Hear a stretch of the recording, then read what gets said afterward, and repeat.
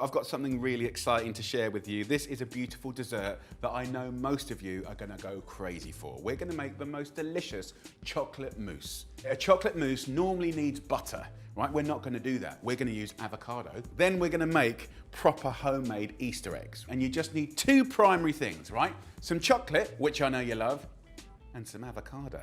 And this avocado is going to make the most amazing chocolate mousse. But the shell is going to allow you to make your very own chocolate egg. This is something you can do this Easter that I know you're going to love. Now, what's happening right here is a little pan of simmering water, and I've got a bowl on top, and in here I've got 300 grams of nice chocolate, 70% cocoa solids. Just break it up and just slowly melt this and stir it. And then in a liquidizer here, I'm going to add the flesh of 2 avocados, okay? We're going to put the flesh in here. The avocado is also going to give you the lightness and the elegance that egg whites would give you. So into this liquidizer, we're going to go in with 160 mils, or a little tin, of coconut cream. Then we're going to go in with 2 heaped teaspoons of cocoa powder, right? Not hot chocolate, cocoa powder. Then we're going to use 3 tablespoons of maple syrup. That will sweeten it. Then we're left with these, right? The empty avocado shells. So you get yourself a little brush, take half an avocado, and I want you to generously paint the inside of the avocado. And what we're going to do is put these 4 halves in the fridge for 10 minutes. The chocolate will firm up, then we'll brush it again.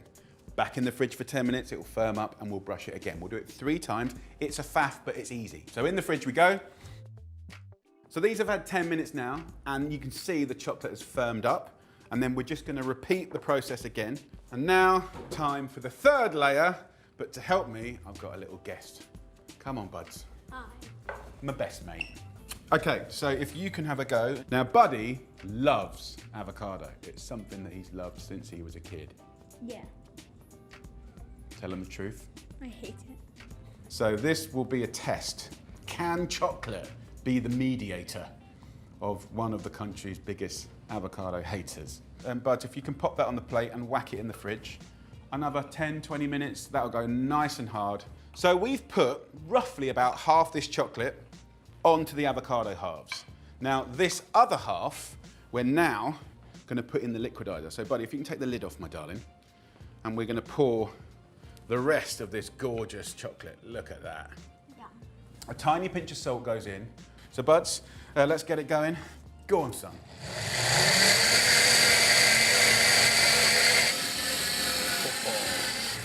Okay, so in a matter of a minute, look what we've got. Silky, gorgeous, chocolatey heaven. Look at that. Buds, come on. It looks so nice. So just pat that down. Why don't you just grab that spoon and have a little try and tell me what you think. It should be utterly delicious. Oh, that's really nice. Yeah? Go and grab Mum, whatever she's doing, just say, come and see Dad, he's got something for you, yeah? Bless you. Okay. So, this goes in the fridge. I'm gonna gather together some fruit and I'll show you how you can plate this beautiful egg and mousse together. Okay, so it's time to plate up, but look who I've got with me. My lovely wife, Jules. I wanna show you this. So in here, right, we've got the lovely chocolate mousse. So just, oh, look at that, come on. Wow, that's so sumptuously silky. So what's actually in it? Just chocolate and avocado? Avocado, chocolate, maple syrup, coconut cream. Then, check this out. So with the chocolate here, literally just go to the edge where the skin is and you can just pop the whole thing out. You know what you could do? What? You could just fill those with little mini chocolate eggs for the kids on. That's quite a nice way, Yeah. just like for the Easter egg hunt or something. That's a really nice idea. So I'm gonna take this half and I'm just gonna press that into our lovely chocolate mousse. So you can have some little fruit in there, some blackberries, some blueberries, so a little bit of blood orange there. I'm gonna take some of this white chocolate, melt it, and then we can kind of go a little bit Jackson Pollock, just get it everywhere. We'll take some of that lovely sour cherry and like just put some of that syrup in there. Get some white chocolate, just put it on a board and then gently, without pushing down too much, just drag it towards you so you can just kind of tap that over the top and there you go. So what do you reckon, Jay? Amazing. Yeah, so sweet. Would you like to have a little try? Yeah. There you go, my darling. Yeah, it's quite nice because you can pick up the bits of shell and sort of scoop up some of that fruit and juice. Try the mousse, what do you think? Chocolate indulgence? You are a chocolate freak. You'd never know that was avocado. So there you go, guys. That is a really fun, delicious expression of chocolate. Have a go this Easter. And from me and Jules, take care. Lots of love. Happy cooking. So I'm going to show you how to make hot cross buns. Come on! What is better than hot cross buns with some butter, a cup of tea? It's such a beautiful thing. Well, I'll tell you what's better. Chocolate hot cross buns. Yes, this is an upgrade of all upgrades. It's got chocolate in, do you know what I mean? With the little cross on, all glazed up, it's gonna be lovely. And it's so nice to do at home. The whole house smells gorgeous. So we're taking that traditional, delicious recipe and we are pimping it with chocolato. Oh yes. First up, 50 grams of butter. Get it in a small pan and we wanna melt that nice and slowly. 1 heaped teaspoon of mixed spice, so loads of flavour right there. 50 grams of golden caster sugar, which is just over 1 tablespoon. Half a nutmeg, just give it a nice grating, smells amazing. Let that come together, and while it's doing its magic, let's get on with the cooking. Get yourself a large bowl, 400 grams of strong flour. Make a little well in the middle. Add 1 of these sachets of yeast. They always come in 7-gram sachets. After just 1 minute, we've got a little fry on, right? It looks fantastic. I'm gonna turn the heat off, right? I want this to cool down. So what I'm gonna do now is add 200 milliliters of whole milk. So that's gonna cool the pan down, give it a nice little mix up. Put your finger in it, and if it's kind of like tepid, you know, not too hot, then we can add our nice large organic egg. So in we go, and we'll give it a little whisk up. And this is just tepid now, it's not hot. It's gonna bring that yeast back to life. Just mix that up and then add in 50 grams of cocoa powder with a good pinch of salt. As it becomes too hard to use the fork, your hands can get involved. Give it a really good knead. Kind of push the dough away from you and bring it back. And then once you kind of knead it and you can see it kind of spring back, that's when you know you've done a nice job. 100 grams of good raisins. You want 150 grams of chocolate. So I'm gonna break this into 12 little chunks, right? That's gonna be a little sea of chocolate in the middle of each one. It's gonna be awesome. It's gonna be naughty. It's gonna be delicious. With the other half of the chocolate, just break it up into the dough. Guys, if you want the recipe for this, then just head over to jamieoliver.com and there's thousands more recipes as well. Fill your boots, enjoy. There's something for everyone. Now I want you to just knead that chocolate and those raisins into the dough. Look at that. When the yeast starts to activate, it makes heat and that will start to melt those little chunks of chocolate in the most beautiful way. So pop this in the bowl, then get yourself a damp, warm cloth over the bowl and let that prove for 1 hour until it's doubled in size. The dough has had an hour, it's poofed up, roll it out. It smells absolutely scrumptious. Cut it in half and then cut it in half again. And then each of those little quarters into 3 equal balls. Flatten out that dough like that. Get your chocolate, place it in the middle, pull in the sides. You get a nice little ball shape like that. There'll be a little pond of beautiful chocolate right in the middle, and that's gonna be gorgeous. We're gonna let that prove about 45 minutes. So look at these little beauties. They're gonna be lovely and spongy. Now I've made a little paste here. It's simply 2 tablespoons of flour and 2 tablespoons of water until it's sort of like a thick kind of pancake batter paste. And if you squeeze it to the corner, that can be a little piping bag for our crosses. And this is the cross in hot cross buns. Lovely. Look at those little beauties. In the oven they go for about 25 minutes at 180 degrees Celsius, which is 350 Fahrenheit, and they're gonna be gorgeous. They smell amazing. I've just heated through some honey. Use some rosemary as a brush, and then we can just rub it all over the buns. By using the rosemary or thyme, you're gonna get a tiny scent of flavor. The smell of the spices in this is amazing. Oh yes. Let that cool down for 5 minutes, and they're gonna be amazing. But I can't wait 5 minutes. Oh, if we cut inside this little bad boy, there's the chocolate. Oh, look. Oh, that is really good. Crispy on the top, spongy in the middle, naughty and delicious, and a brilliant evolution of the classic hot cross bun.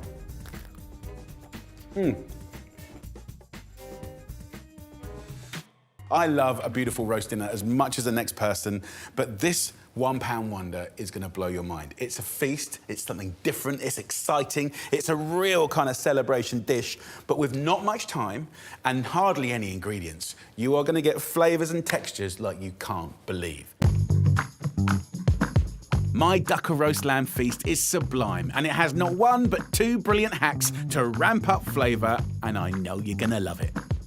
So look at this, a beautiful leg of local lamb, about 2 to 2.5 kilos in weight. Then to flavour it, I've got a fantastic little spice blend. This, my friends, is called dukkha.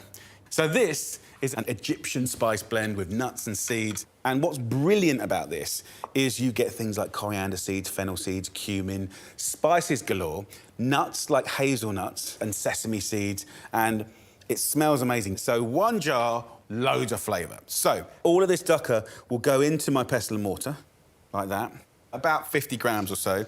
Get your pestle and just grind it up. Hello, Conker. How are you doing, boy? The old Conker's ears are perking up because he can smell the food already. So we're going to create a kind of marinade cum paste to rub all over that. We need 4 cloves of garlic. Just take the ends off and we'll peel those into our dukkha, like this. Just pound it up to a paste. It takes a matter of seconds. 2 tablespoons of olive oil goes in, the same amount of red wine vinegar. And then we're going to take some salt and some pepper. That, my friends, is a fast track to flavour. And I have a very simple preparation. Simply get the leg of lamb. Think of the bone like a skewer on a kebab. You get a knife and you go all the way down to the bone. And then we'll do little kind of 2-centimetre gaps, just like that.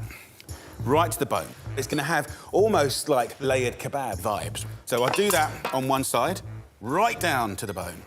And it makes the cooking really, really quick. So we love that. More flavour, more texture, and faster to cook. So then we'll go in with this lovely paste. And then get in there with your hands. The smells are amazing. I want to serve some veggies with it. It's a £1 wonder, so I don't want lots of pots and pans. So in this tray, I'm going to do some aubergines. All I'm going to do is just stab it with a little knife so they don't explode. And in the cooking, I've got a couple of really great tips for you. So the oven is preheated to 240 degrees Celsius, which is 450 Fahrenheit. I put the aubergines on the tray on the bottom, and then I put the lovely leg of lamb, right, over the tray. The genius is you get 360-degree roasting of the lamb. It gets gnarly and gorgeous. All the juices drip down onto the aubergines, making them the best aubergines ever. It's gonna be so, so tasty. So, 45 minutes of cooking, and then I'll show you what to do next. Come on, conks.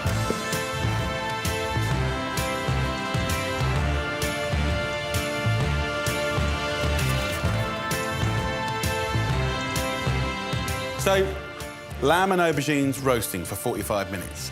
This is big flavour, feasting food, but it's low maintenance and it's a classic £1 wonder.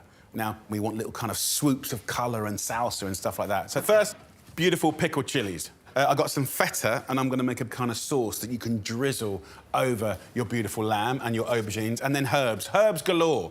So, a feta sauce. Get your lovely feta. About 100 grams goes into your pestle and mortar. Just pound it up, and it goes smooth.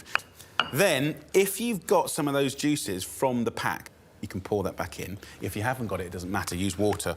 But you basically keep letting it down until you get a nice spoonable sauce. And also, you can get flavour from the jars of pickled chilies. Add a little tang and fire. And you make the simplest, most delicious, refreshing sauce ever. You want it to be nice and sort of spoonable, look at that. And what I'm gonna do now is break it with olive oil. So that is done, and we're gonna go big on herbs.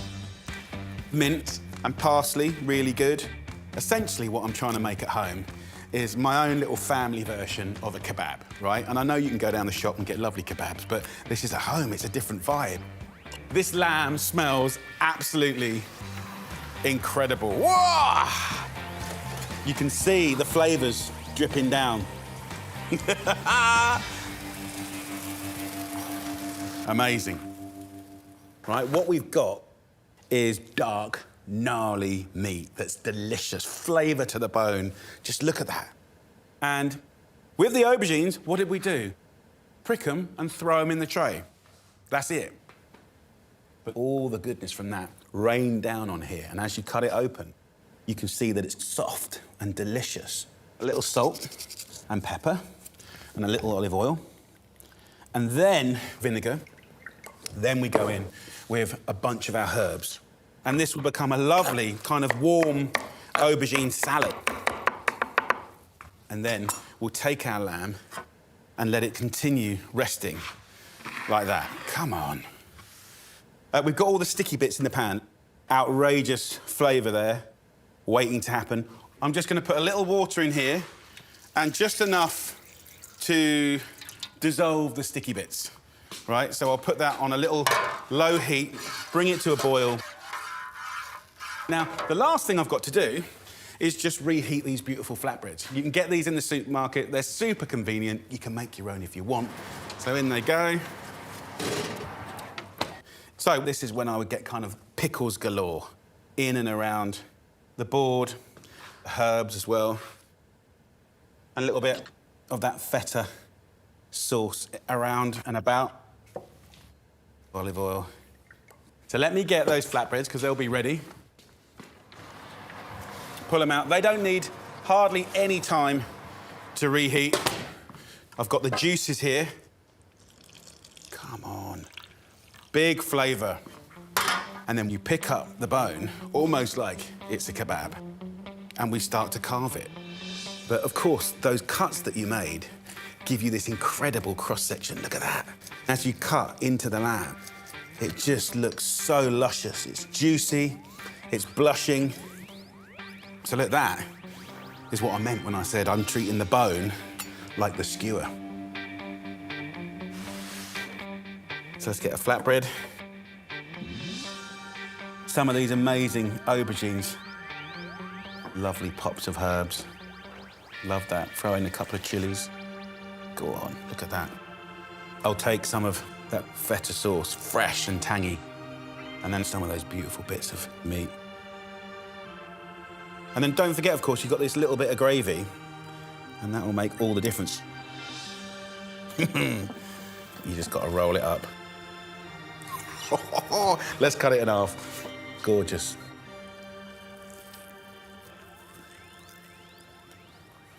Wow. This is so good. The lamb is just wonderful. It's so full of flavour. And that clever little feta sauce just kind of gives a kiss of freshness. So, so good. That, my friends, is a £1 wonder. And my kids are going to love that.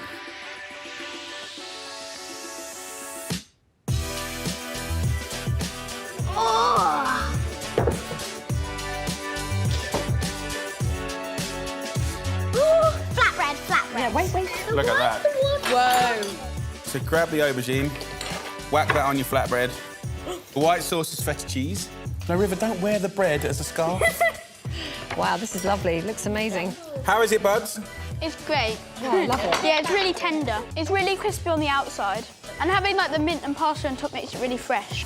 How much food has River got around his face?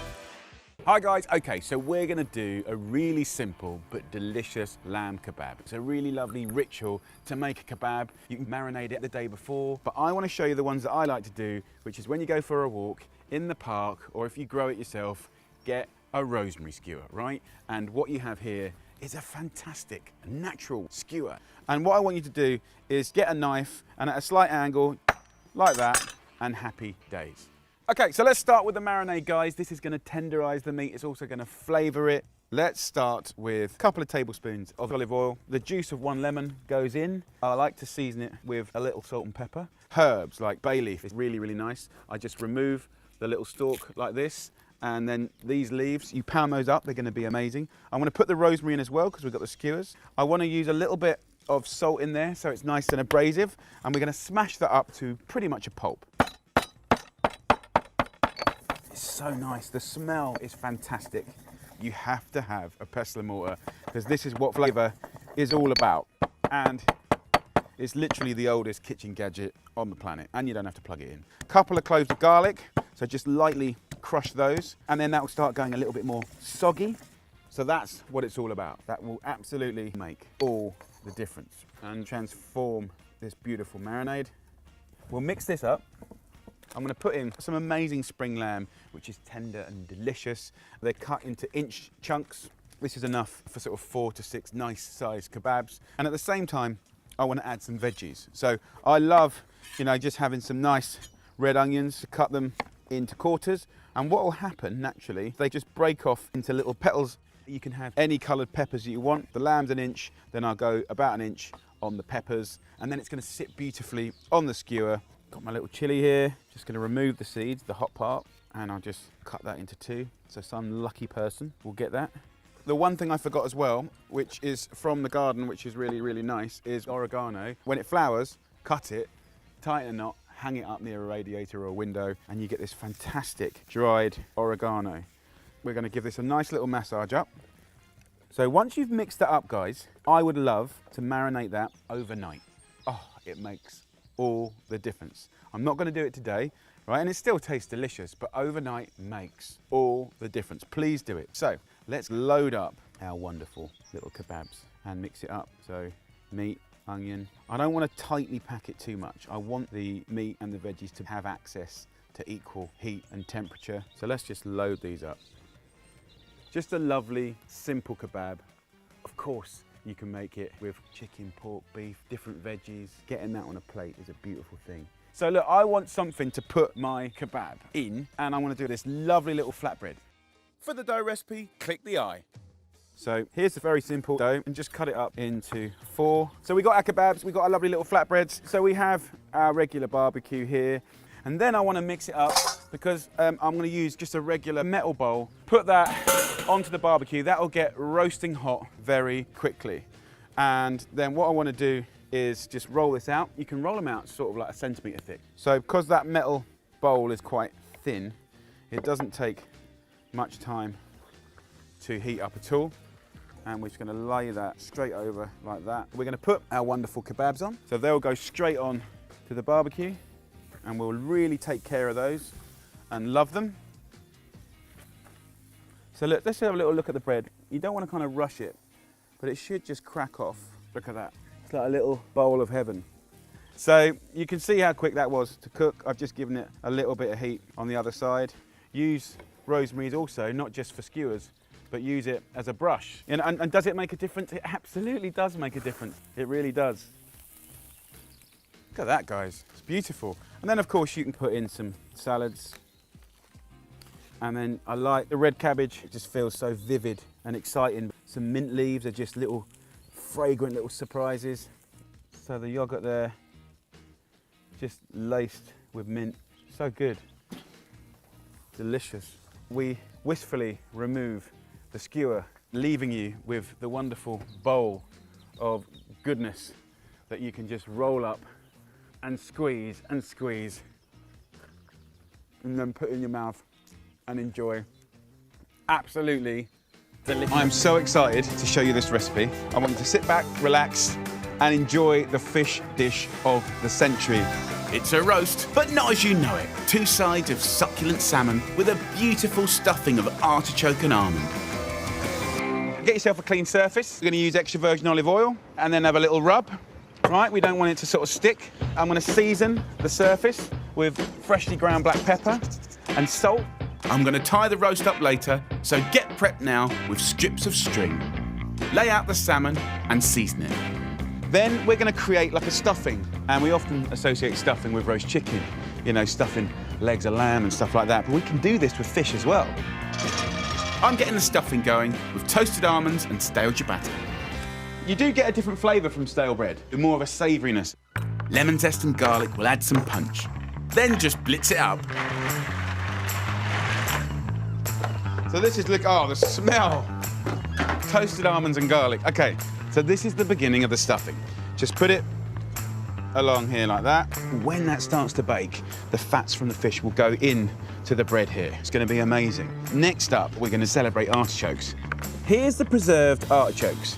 Everyone can get this. It's in all the supermarkets. And if they're in season, you can double your artichoke hit by adding fresh ones. And they're kind of easy to prep. Let me show you how to do it. Just peel back the outer leaves.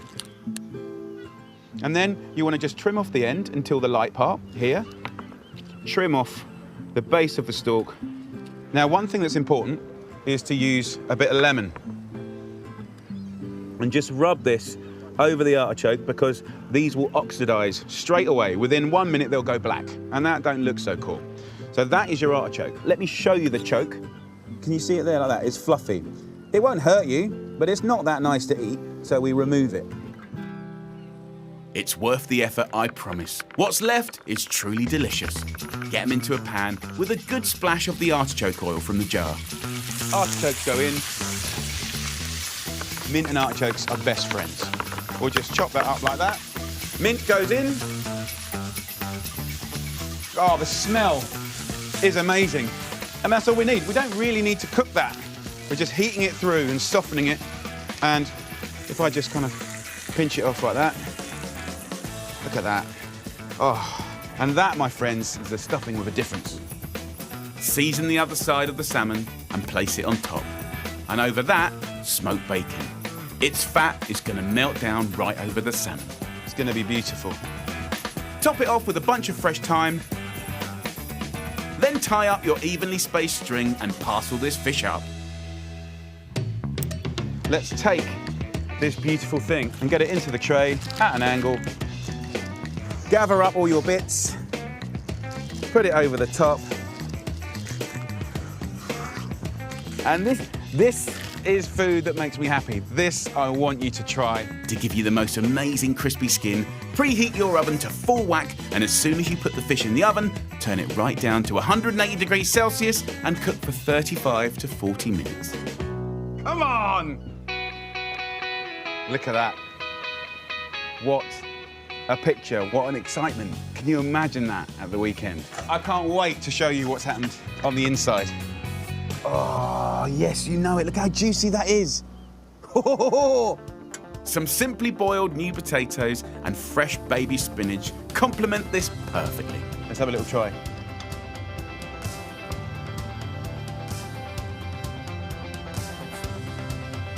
It's really good. The perfume of the artichoke is so good, and the smoky bacon is insane. We're going to do a beautiful version of a Waldorf salad, okay?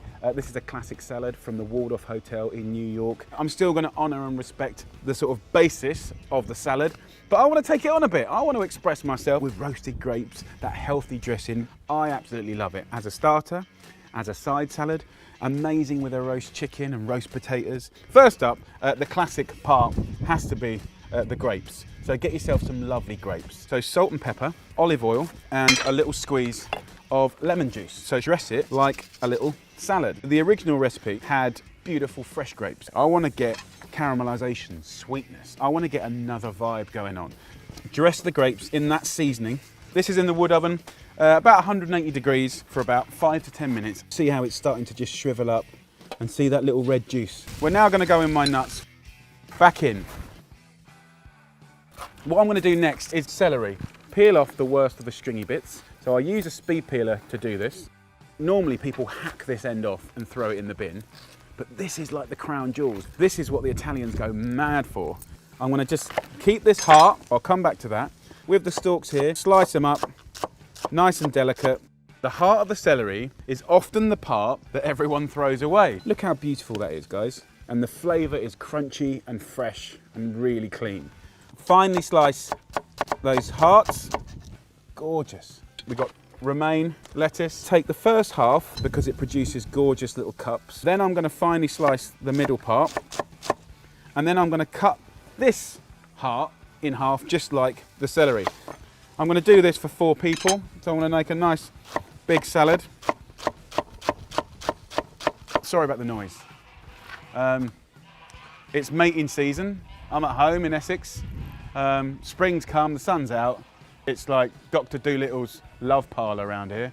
Every corner you turn, there is an animal at it. So the original Waldorf salad dressing was mayonnaise based.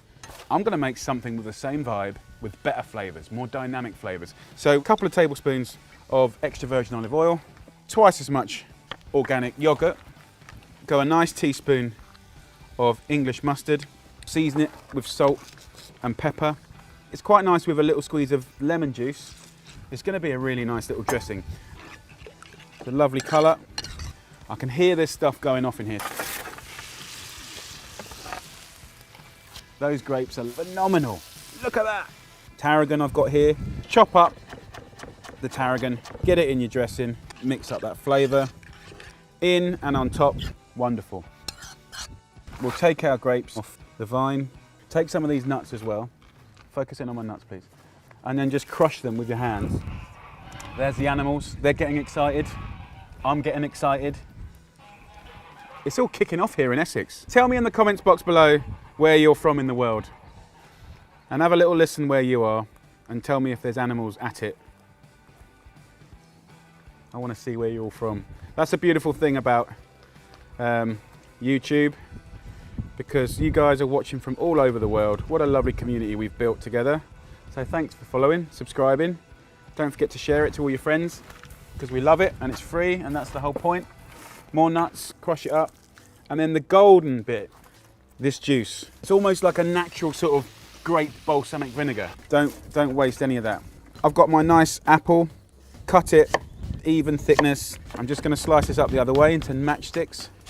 In we go. Toss it up. Gorgeous colours, wonderful textures. So I've saved back a couple of these grapes just to put on top. A beautiful, simple reinterpretation of that great classic salad, but with roasted grapes, that healthy dressing. I mean, this isn't all for me, obviously. This is for 4 people, but you know, I'm just gonna hang out and eat my funky little Waldorf salad. That is really good. The roasted grapes gives an incredible sweetness, and it works so well with the nuts and the tang of the dressing and the crunch of the apple and the celery. That is a mighty salad. Please, please give that a go. Very exciting. I've got the kids running wild. I've got to do a few jobs in the garden, but I do want to get a lovely lunch on. My kids always love a roast chicken. I'm thinking lentils, spinach.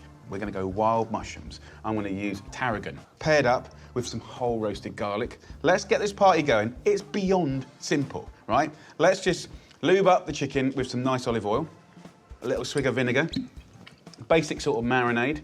Hit it up with salt and pepper, a whole bulb of garlic, the tarragon. We're going to pick these lovely leaves later, but then the stalk is going up the jacksie of the chicken. So rub this chicken all over with the seasoning. I've got the oven. It's at 180 degrees Celsius. So there you go, in the oven. That's it. Now I'm free for an hour to do some jobs. The chicken's had an hour, just over. And that is a beautiful and very familiar sight, right? I'm going to drain all the juices out of this lovely chicken, which is nearly cooked. It's not quite cooked, right? I want to add beautiful flavour to that. So I'm going to get some gorgeous smoked streaky bacon. So just lay it over the breast. This will go golden and crisp. The fat will render and continue to baste the chicken. And in here, look at this.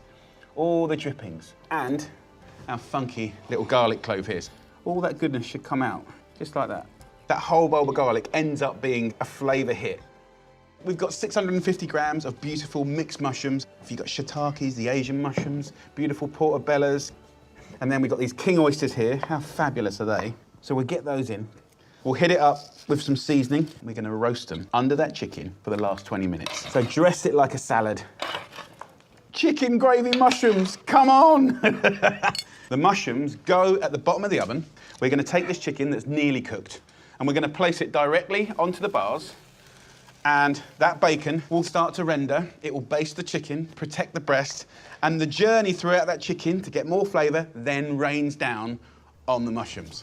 They're going to be the best mushrooms you've ever had. Time's up on the chicken. Have a little look. Let's just plate this up now. There we go. Absolutely beautiful. All I'm going to do now is put these incredible mushrooms on a nice platter. And look how lovely they look. Take that chicken as a real centerpiece on those mushrooms like that. And then take the tarragon. And that is what we serve at the dinner table. And then we're going to use the same tray. We'll go in there with some olive oil, a bag or two of lovely spinach. I'm all in for roast potatoes, always. But to change it up, you can buy beautiful green lentils in tins. You can get them dried. Drain off most of the water. Bring them to the boil like this. We're going to kiss it with vinegar. Season it to your liking. And then, at this stage, creme fraiche. So delicious. What I like to do is just let the creme fraiche just melt. And don't stir it. We're just going to take it over to a platter and let it naturally ripple on there. How gorgeous is that? Come on. Okay, time to serve up. So that goes on first. So with the chicken, let's just take a nice little slice of the breast. Look at that. And then look, we've got this natural gravy that's come out of the mushrooms that's just so good. Knife, fork. I am very excited. Come on, Mr. Mushroom. I don't know what to say. It is utterly delicious. I am so happy right now. Speechless. What a joy. Okay, guys, we're going to bring together two of the most incredible things in the world, the roast and the curry. Yes, you know it makes sense. This is a proper weekend treat, an amazing alternative to a Sunday roast. So here I have the beautiful shoulder of lamb, beautiful sweet meat that over course of time will just reward you with tenderness and beautiful pulled meat. It's going to be epic. So first up, we need a spice paste. Let's get some flavours going. I want to go in with 1 thumb-sized piece of ginger. My thumb, not yours. Add a whole bulb of garlic, a pinch of salt and pepper, and 1 red onion. Just peeled and quartered and thrown into here as well. Next up, some serious lamb-loving spices. Mustard seeds, just a tablespoon. These are going to give great flavour. Almonds, the nice little handful goes in. A nice generous pinch of cumin. What we want to do is we want to flavour the lamb, kind of marinate the lamb, but create like a crust that's just outrageous. So next, pick it up with some fresh chilies. I'm going to go in with 2, but you spice it as you like it. We're then going to whiz this up. Now add a lug of olive oil, a tablespoon of vinegar, and 2 tablespoons of lovely yoghurt. I can smell that already. Now have a little taste. Oh, even raw, absolutely delicious. I'm packing a curry into a roast, so these flavours need to go deep into the meat. Get yourself a knife and go about 2 inches deep. As you go in, just sort of twist. In, twist, in, twist, in, twist, twist, twist, twist, twist, twist. That's secret ingredient number 1. Okay, curry leaves. They're like little mini bay leaves. Just run your hands down the stalks and you get these. The smell is phenomenal. Now stuff those leaves right into the meat. And that's what I call proper flavour happening there. Spread your marinade under and over your joint. It's going to stick to the lamb to kind of be this lovely kind of encrustment. Look at the colour, so beautiful. Just going to put some water in there to sort of give a little bit of moisture to the air. And you're going to get incredible sort of sticky goodness in the bottom of that tray. Give it a little drizzle of olive oil and just look at that. What a picture. That's going to go into a hot oven. Let's say about 220 degrees Celsius for about 20, 30 minutes, just to kind of get this kind of crusting up. Then I'm going to turn the oven right down to about 130 degrees Celsius, nice and low. Cook it for 3 to 4 hours until it's sort of pullable and you can just pull it all apart. And in the bottom of this tray, we're going to make the best gravy ever. So 3.5 hours has passed, that last little moment, when it just kind of dances. That's what I'm after. Boom, look at it, gorgeous. And just like your Sunday roast, the best gravy comes from the tray. You want to save all of this lovely goodness and just pour away that pure fat, okay? bring it to the boil, and give it a makeover with some fresh flavours. So we're going to go back with our friend, Mr. Mustard Seeds. Just find a little spot of fat and then just put a little heaped teaspoon in. They're going to start popping. They have wonderful flavour. We're going to go back in with some fresh curry leaves, just for sort of vivaciousness and freshness. Then we're going to go in with the sliced red onions. Nice, fast heat, aggressive, quick, give it a stir. I love the way it's so immediate. In with the ginger. Then we're going to go in with some green chilli again, nice and fresh. A small bunch of coriander, half to go on my dish, and half the stalks washed to get chopped up and put into this sauce. It's almost like stir frying now. We're moving it around.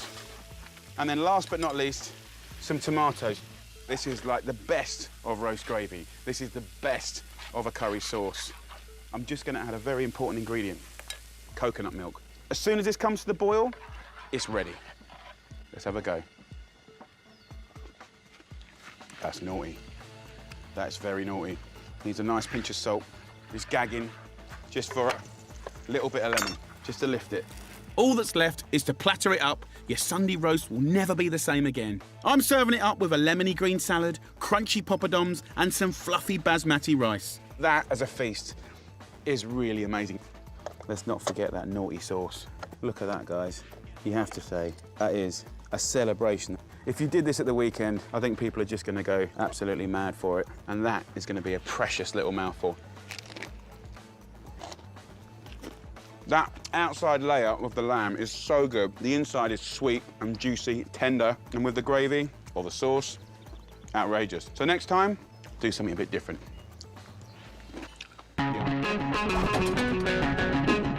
Guys, we're going to do a beautiful roast lamb, easy gravy. We're going to do an amazing Italian version of a kind of mint sauce that you're going to absolutely love. So first things first, got a leg of lamb from your butcher's.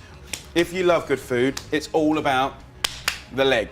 Now flavours, rosemary, beautiful. Just pick off some little sprues, rosemary and lamb, 2 peas in a pod, really, really good. 3 cloves of garlic, slice the garlic like that. Got a garlic there, got our rosemary there, and there's one more flavour that's absolutely going to divide you people, but you've got to trust me, anchovies. Now some of you will be going, oh, I don't like anchovies, they smell fishy and all that old business. It's not there to be like a particular flavour, it's there to be a seasoning. If you're clever about it, you'll never ever taste it. Slice up the anchovy into like little thin bits. So there's your 3 flavours. Then if you look at the leg of lamb here, can you see how it's kind of red here and white here? And that's basically where the separate little bits of meat kind of join. So what I want to do, quite sort of, you know, bravely, is get the tip of this knife here and just stick it in and give it a little twist up, in between those little gaps. And then you can stick your finger in, and then get 1 little piece of anchovy, 1 little piece of rosemary, and 1 little fleck of garlic. And what happens in there, you see, is when the lamb cooks, the fat kind of starts to melt. That makes the rosemary fry, and the anchovy completely disperses into sort of like a juice. And of course the garlic sort of thundering away, giving it a good old hum of flavour. You can even nick some of this anchovy oil and just put a little bit over the top and have a good old slap around. Get yourself some salt and a little pepper.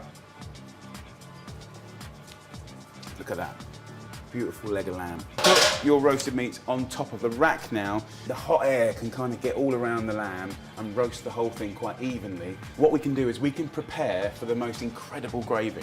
Get 2 or 3 onions, peel them, half them, slice them up. As that lamb cooks, all the lovely sort of sticky goodness comes out of it, and things like onions, when they roast or slowly cook, they go sweet and delicious and sort of jammy and gorgeous. So I'm going to put all the leftover bits of garlic, anchovy, rosemary, and all of that onions. I'm going to put that straight into the tray. Cook it for an hour, hour and a half. That is going to give us the preparation to make an incredible and easy gravy. Look at that, beautiful. So we've got all those lovely sweet caramelised onions and stuff. Get rid of as much fat as you can and you'll be left with about a tablespoon in the tray. Looking good. All we have to do to make this gold now is a heaped tablespoon of flour. I'm gonna whack it straight on a medium-high heat. I'll break that frying with half a wine glass of red wine. So give it a little shake up. The wine will cook away. You can see immediately it's starting to thicken. This is like the secret ingredient with any dark meat. A little bit of jam like this going in will just bring all of those flavours together. Going to be really, really good. And I'll give it a little move around like this. Pint of chicken stock. And then you have a lovely onion gravy. So I'm going to turn it down to sort of medium-low. It will start ticking away. When it looks good, it's ready to eat. You might just want to season it with salt and pepper. Let's come back to this lamb here. You can actually pour out any juice straight in the gravy. That will help to give it flavour and thicken it. So what I want to do for this lamb is make a really good sauce. It's called Salsa Verde. If you like mint sauce, this is another world. I'm going to use a little chopper, bunch of mint, parsley, a little half clove of garlic, 1 anchovy fillet, 1 little gherkin in there, capers, just a tiny little teaspoon. What I want to do is just chop it up. You can see in there that's nice and fine, nice and rustic. I'm going to add about a tablespoon of good olive oil, a little teaspoon of mustard, a pinch of salt and pepper, and a swig of red wine vinegar, about 1.5 teaspoons. Right? And honestly, it turns literally everything you put it on savoury into something beautiful. So Salsa Verde is done, the lamb is done. I'm serving this beautiful dish with some smashed vegetables, swede and potatoes. Push that down like there to one side. Bosh, my lovely roast lamb like that. We've got beautiful gravy, a lovely new look at roast lamb, smashed veg, Salsa Verde and beautiful onion gravy. Gorgeous. Breakfast, or a little dessert bread, chocolate, orange, nuts, crunch, soft, hot. Come on, let's just go for it. So I'm going to give you the easiest, most reliable bread recipe that you can embrace in your life. When you make bread, it's a beautifully soulful thing. It really is therapeutic, it's fun, it's creativity, and I think you're going to love it. So look, right here, I've got 1 kilo of strong organic bread flour. If you go to any supermarket or deli, if you search out the organic flour, strong, and that's going to get you somewhere really close to perfection, right? We can make a little well in the center here. And then here I've got 650 millilitres of tepid water. That means lukewarm. When I take a sachet of yeast, and they're the same in all the supermarkets, 7 grams, right? Just open it up, pour the yeast in. It's funny old stuff, but that was dormant and asleep. And now with a little heat, we're going to wake it up. So in the middle, we'll go in with the yeast. Like that. Now, we need to season this flour. So a couple of teaspoons of sea salt. So in we go. And then I'll use a fork just to kind of keep my hands clean to start mixing it up. Bring in a little bit of the sides. So you go from water to a kind of light slurry, then it will thicken up. So look, as the fork does the hard work of the sticky business, like we're bringing it all together, we can start getting a bit more aggressive now and bringing this flour in. You can see it getting firmer. Because there's a bit more water in this recipe, what you get is a lighter, softer, spongier, plumper dough, and it will give you great results. It also means you've got to knead it a bit more to not make it sticky. It's quite therapeutic. Like if you love someone, put it into the bread. If you've got good thoughts, put it into the bread. If you hate someone, put it into the bread. Take out the, like just get amongst it and just knead until all of these little bits are completely clean, right? You're going to do your own washing up by kneading. So I'm just pushing it and pulling it, can you see? And then I'll pull it back. So when I stop kneading this dough, you'll see it kind of starting to bounce back a little bit, like a kind of rubber band. There's some other techniques where you can kind of just throw it down, pull it over like that.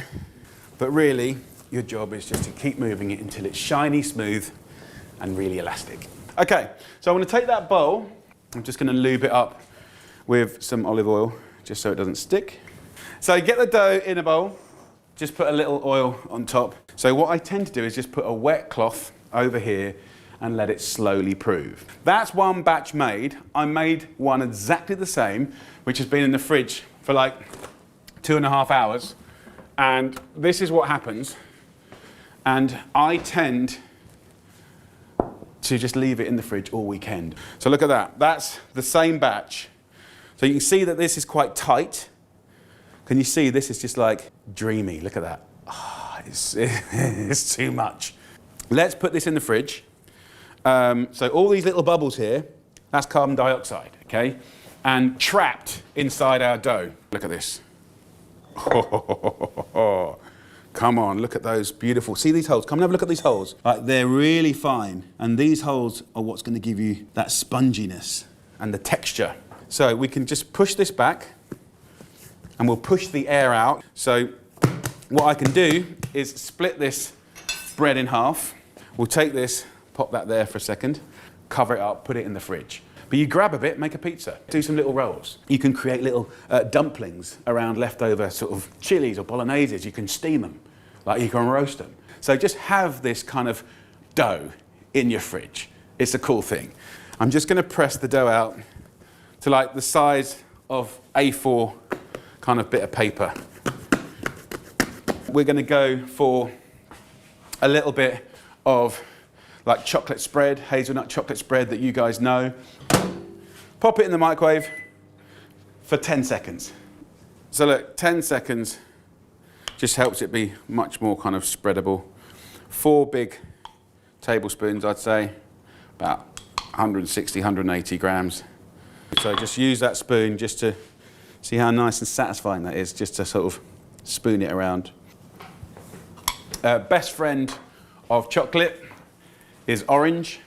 Use a fine grater, even on a box grater, and just zest a little orange. You hardly need any really to make a difference, but chocolate orange breakfast bread, come on. So it might not look like much orange, but that will make all the difference. So look, this is proper child's play. Very, very simple to do.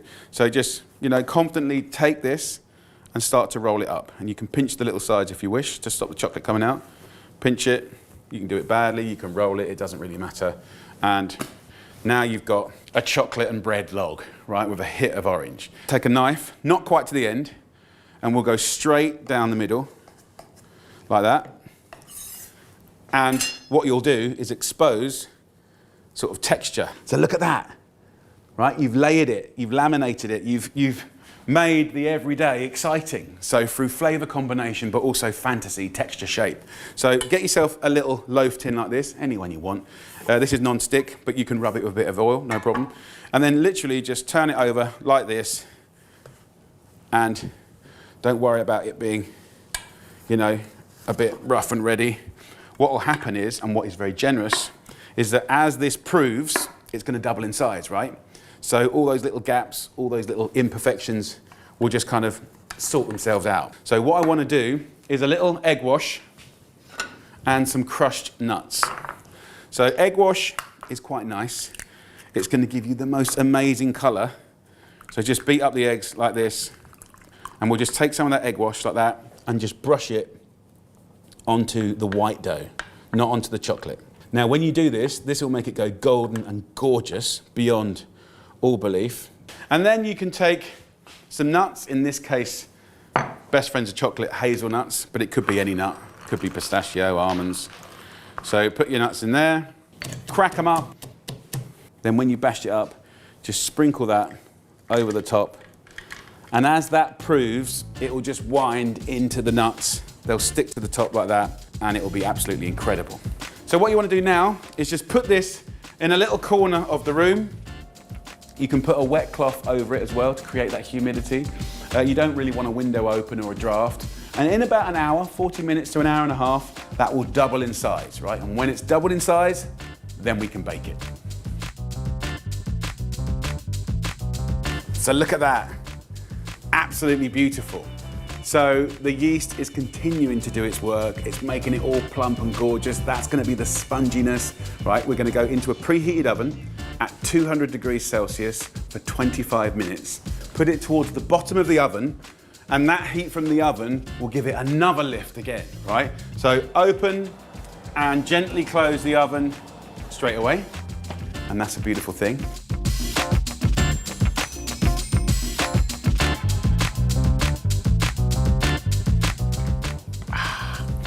So look at this. There's your beautiful chocolate bread, golden bits, nutty bits. Let that cool down for normally around like 20 minutes, but we're not gonna have time today. Right. Can you hear the crunch? And then on the inside, look at that. You've got the sponge wrapped with the chocolate, the nuts. That is gonna be a thing of joy. Let's have a little try. For a breakfast bread, come on, absolutely beautiful.